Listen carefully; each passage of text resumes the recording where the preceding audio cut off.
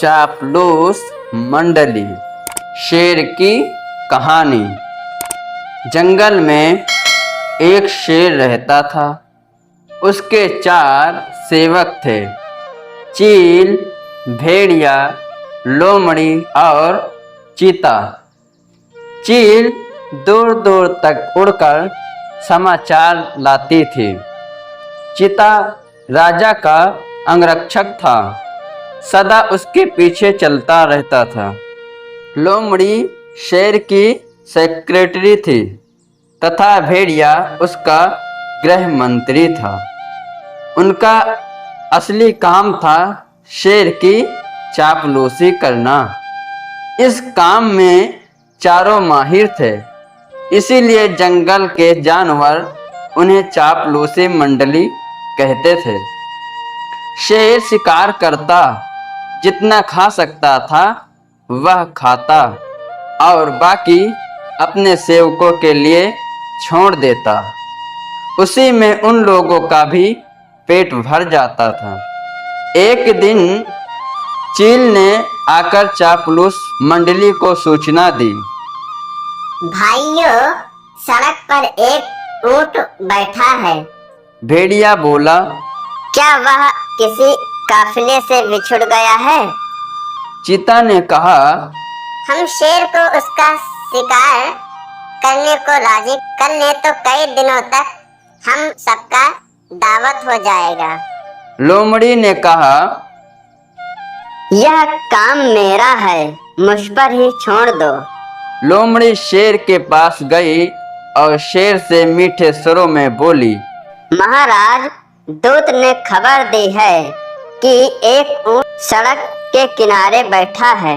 मैंने सुना है कि मनुष्य से ज्यादा स्वादिष्ट मांस जानवर का होता है।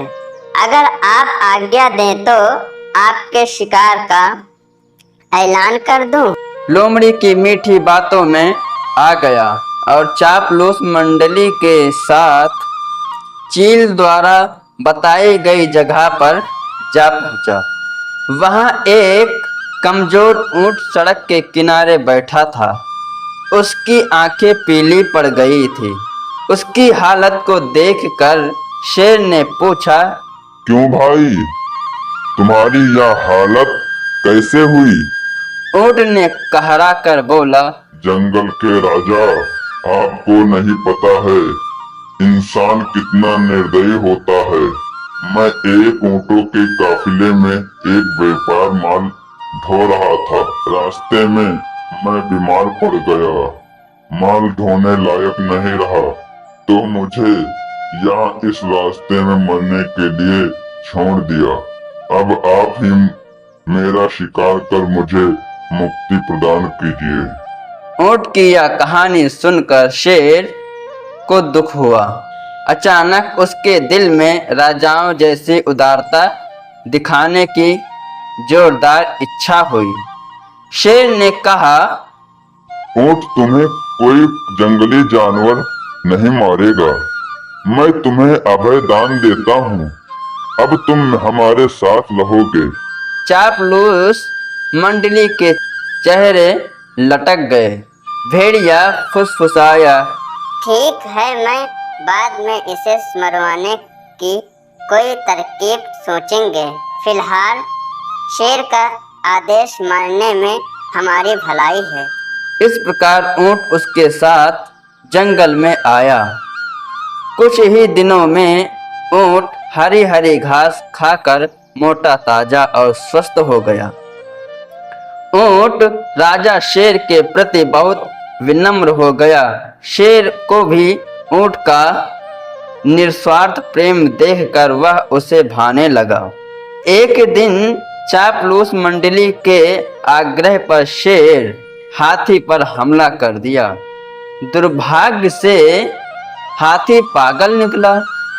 शेर को उसने सूंड से उठाकर पटक दिया।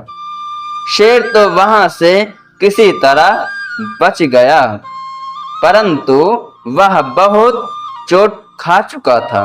शेर लाचार होकर बैठ गया। शिकार कौन करता?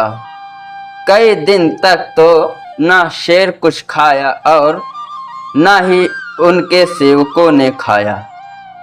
लोमड़ी बोली, हद हो गई, हमारे पास एक मोटा ताजा ऊंट है और हम भूखे मर रहे हैं। फिर चीते ने कहा, क्या करें, शेर ने उसे जो अभय दान दिया है। भेड़िया बोला, देखो तो ऊंट की पीठ का खोबर कितना बड़ा हो गया है, अब तो उसके अंदर चर्बी ही चर्बी है। और भेड़िया के मुख से लार टपकने लगा। ऊंट को मरवाने का यही एक मौका है, दिमाग लड़ाकर कोई तरकीब सोचो। लोमड़ी ने कहा, तरकीब तो मैंने सोच रखी है, हमें एक नाटक करना पड़ेगा। लोमड़ी की बात सुनकर उन्हें अच्छा लगा। फिर वे सभी शेर के पास गए। सबसे पहले चील बोली, महाराज, आपको भूख लगी है, आप मुझे खाकर अपना पेट भर लीजिए। लोमड़ी ने कहा, चल हट, तेरा मांस तो महाराज के दांतों में फंसकर रह जाएगा। महाराज, आप मुझे खा लीजिए। भेड़िया बोला, तेरे शरीर में बालों के सिवा है ही क्या, महाराज आप मुझे खा लीजिए। फिर चीता ने कहा, भेड़िया का मांस खाने लायक नहीं है, मालिक आप मुझे खाकर अपनी भूख शांत कर लीजिए। इन सब का नाटक चल ही रहा था। ऊंट ने कहा, महाराज, आप मुझे मारकर खा जाइए, मेरा तो जीवन ही आपका दान दिया हुआ है, मेरे होते हुए आप भूखे मरे या नहीं हो सकता। चापलूस मंडली तो यही चाहती थी। सभी एक सुर में बोले, यही ठीक रहेगा। महाराज, अब तो ऊंट खुद ही कह रहा है। चीता ने कहा, महाराज, अगर आपको संकोच हो रहा है तो हम इसे मार दें। फिर चीता और भेड़िया एक साथ ऊंट पर टूट पड़े और ऊंट बेचारा मारा गया। दोस्तों, इस कहानी से हमें यही सीख मिलती है कि चापलूसों की दोस्ती हमेशा खतरनाक होती है। धन्यवाद।